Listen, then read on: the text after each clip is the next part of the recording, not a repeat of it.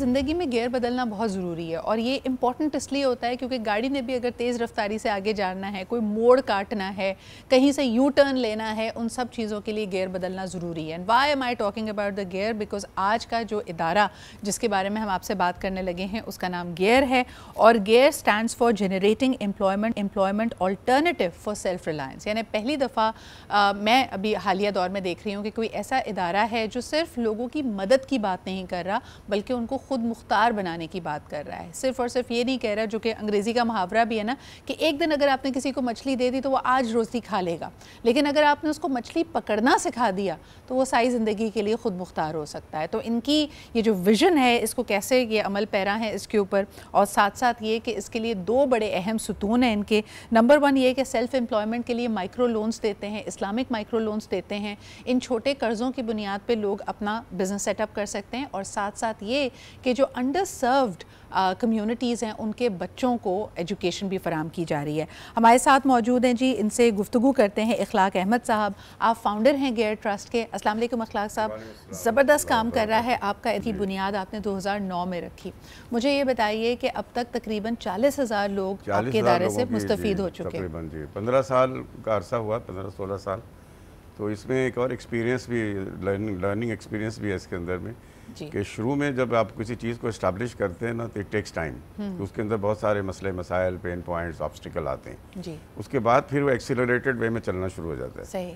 तो ये तकरीबन 2017 से जो है ना अब ये एक्सीलरेटेड वे में चलना शुरू हो गया है। इखलाक साहब, मुझे बताइएगा कि दो चीज़ें मैं समझती हूँ कि जो अंडर सर्व्ड कम्युनिटी है, जिन पे हम ध्यान नहीं देते, जिनके हुकूक को हम फोकस में नहीं लेके आते, एक हमारी स्टडी कहती है कि दो उनमें रवैये हो सकते हैं। नंबर 1 विक्टिम माइंडसेट, कि वो अपने आप को मजलूम समझे, बेबस समझे।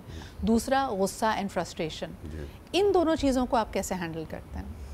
अच्छा जी, हमारा तजुर्बा ये कहता है कि अभी आपसे ये जिक्र भी हो रहा था कि जी बड़े मसाइल हैं, तो वो जो इकोनॉमिक एम्पावरमेंट जो है ना, राइट, या इकोनॉमिक डिप्रिवेशन जो है ना, वो इन सब चीज़ों पे हावी आ जाता है।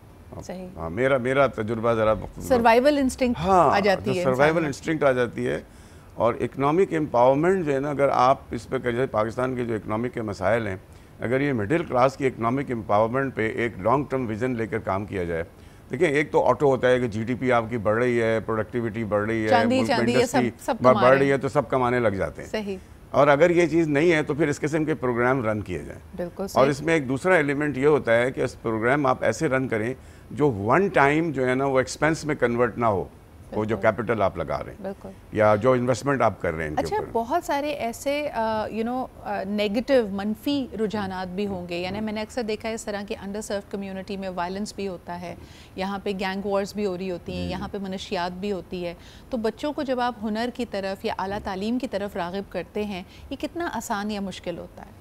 नहीं, ये देखिए, ये तो एक इसमें माँ का बड़ा रोल है, ये मैं आपको बताऊँ। और मैं बड़ा लोग जहाँ भी मेरी डिस्कशन होती है तो मैं कहता हूँ कि जो बच्चों को ना मैट्रिक तक पढ़ाना मसला नहीं है। सही।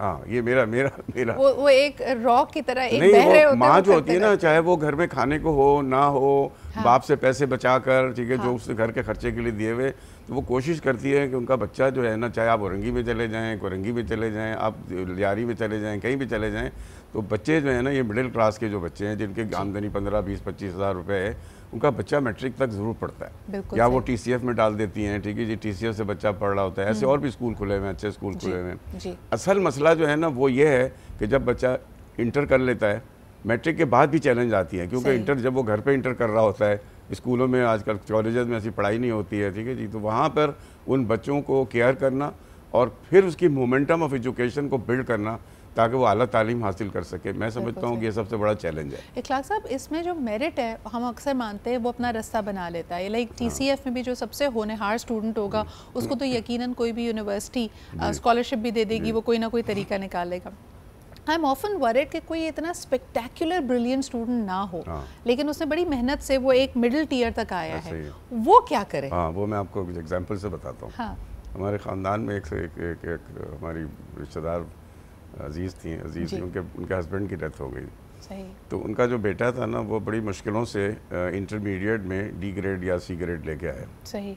और फिर वो मेरे पास आई, तो मैंने उनको कहा कि आप, नाम भी लेता हूँ मैं, आप मैंने कहा इकरा में चले जाए, ठीक है बेटा, आप इकरा यूनिवर्सिटी में जाओ और जाने के बाद जो है ना वहाँ के टेस्ट की तैयारी करो। सही, ठीक है जी। वो उनका एडमिशन वो आया, थोड़े दिन के बाद उसने कहा जी मेरा एडमिशन हो गया। सही। और एडमिशन मेरा हो गया, ठीक है जी। अब उसमें होता क्या है कि इन बच्चों की कुछ डेफिशिएंसीज होती हैं। सही। इंग्लिश एंड मैथ्स की जो है ना डेफिशिएंसीज होती हैं। बिल्कुल। वो जब यूनिवर्सिटी लेवल पे आते हैं ना, तो अपने जो पीयर्स ग्रुप में जब पढ़ते हैं, साथ होते हैं, कोई माहौल ऐसा होता है कि वो उसकी लर्निंग होती है, इसमें वो ओवरकम कर जाते हैं। अच्छा, ऐसे बहुत सारे बच्चे हैं जिनको मैंने इस तरह की यूनिवर्सिटीज़ में डाला है। मोहम्मद अली जिन्ना में डाल दिया, इधर डाल दिया। और मुझे ऐसा लगता है ये जो हमारे यहाँ की एक परसेप्चुअली मैं बात कर रही हूँ, यकीनन इनमें बेहतरीन तालीम दी जाती है, बच्चों के लिए बेहतरीन एक्सपीरियंस होता है। जो हमारे यहाँ इमेजिन्ड सेकंड टियर यूनिवर्सिटीज़ हैं, इनका बड़ा रोल है।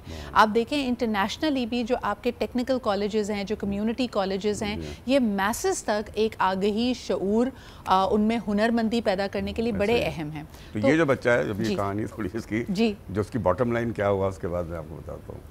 ये बच्चा जो पढ़ना शुरू हो गया, उसकी अंग्रेजी और मैथ्स की कमी थी, वो उसको ओवरकम किया इसने। ठीक है। उसके बाद 4 साल में इसने BBA कर लिया वहाँ से। ज़बरदस्त। इसको गियर में हमने अपनी एम्प्लॉयमेंट में भी रख लिया उसको, चलो तुम अपने साथ काम करो, थोड़ा और एक्सपीरियंस। हाँ, एक्सपीरियंस हो जाए। उसके बाद जब इसकी कंप्लीट हो गया, he got a job in a company in Karachi. Alright, he got a job, right. 100,000 rupees वो कमाने लग गया दोनों जगह पे। उसके बाद उसकी जो आगे बढ़ने की जो जुस्तजू थी ना, वो कम नहीं हुई। उसने मैं सिडनी गया हुआ था तो बच्चों के पास, तो उसने मुझे वहाँ फ़ोन किया कि अंकल मेरी जॉब हो गई है दुबई में। Right, now he is in Dubai. हमने रोका नहीं उसको।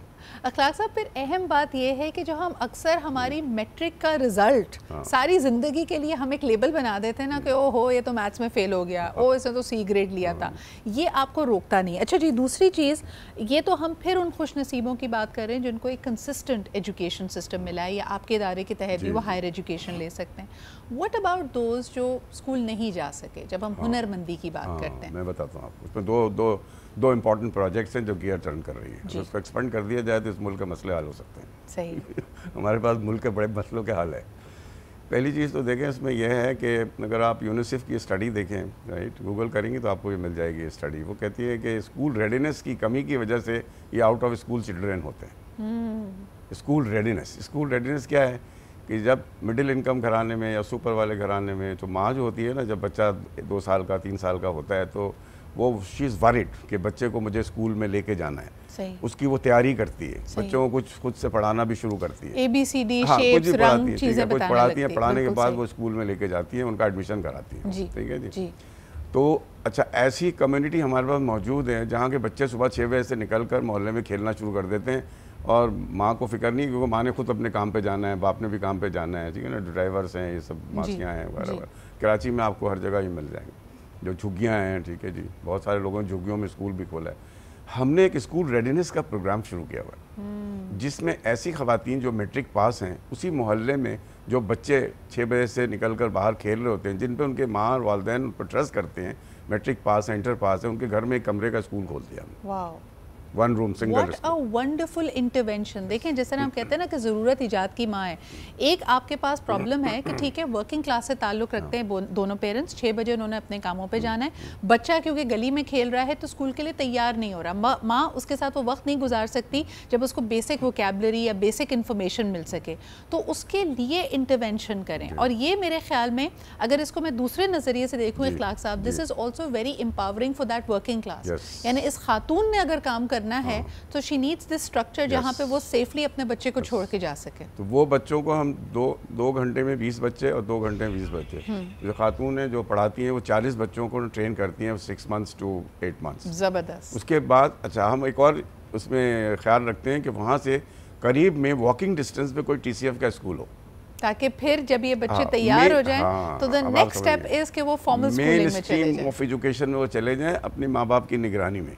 And Gear just plays the role of monitoring them and playing that role of। साहब, ये इस तरह के रेडीनेस सेटअप्स कितने हैं इस वक्त आपके अभी कराची में? इसको हमने पिछले साल ट्राई किया था, पायलट प्रोजेक्ट किया था, जिसमें 12 स्कूल हमने खोले थे। जबरदस्त। 12 में तकरीबन 400 बच्चे थे 400 में से 80% बच्चों का अब एडमिशन हो गया है What और a वो wonderful TCF में thing. चले देखिए जाएंगे। ये these are the things that we need to This is a celebrate. small win, small start। अच्छा, you said there were 2 interventions. एक तो ये हो गई, एक इसके ये था, अलावा तो सवाल क्या था आपका? मैंने कहा कि किस तरह हम ये जो बच्चा जिसको हुनर हाँ, नहीं ठीक, दिया ठीक, गया, आपने ठीक, कहा ठीक। रेडीनेस इज हाँ, द एक तो प्रॉब्लम। स्कूल रेडीनेस हो गया छोटे बच्चों को। जी जी। उसके बाद वो बच्चे जो 8वीं जमात पास हैं, मैट्रिक पास हैं, छोड़ दिया उन्होंने, अब वो बड़े हो गए हैं, जी, राइट, उनको हम अब लेके जा रहे हैं हुनर फाउंडेशन। क्या बात है। हुनर फाउंडेशन उनको लेके जा रहे हैं, या इंटर पास करके, कोई ज़रूरी नहीं कि वो डॉक्टर बने, बेसिकली अब आप उनको एक स्किल बेस्ड ट्रैक पे लेके जा रहे हैं, जब वो अपनी मर्जी का, इसमें कोई भी चीज़ हो सकती है। वंडरफुल रिजल्ट्स हमें मिले इसमें। कॉमन डे आप एडिटिंग स्किल सीख सकते हैं, कोडिंग सीख सकते हैं, कारपेंट्री सीख सकते हैं, प्लम्बिंग सीख सकते हैं, what ever is your interest. आपके हाथ में जब हुनर होगा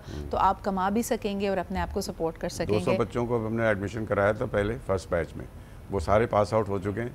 अब पास आउट हो गए, कोई 20,000 rupees on an average they are earning either by self employment, और फिर उन बच्चों को हम क्या कहते हैं, सिलाई मशीन भी दे रहे हैं अगर वो घरों में काम करना चाहते हैं, या कंप्यूटर भी दे रहे हैं, लैपटॉप भी दे रहे हैं, अगर डिजिटल मार्केटिंग में कोई काम करना चाह रहे क्या हैं बात है। तो वो उन खवातीन को वो भी दे रहे हैं हम। ठीक है साहब, this is a wonderful intervention, और जैसे मैंने शुरू में कहा, आपने कई लोगों की ज़िंदगी के गियर बदल के ना उनको फास्ट ट्रैक पे डाल दिया है। So thank you very much for being here, we wish you all the very best.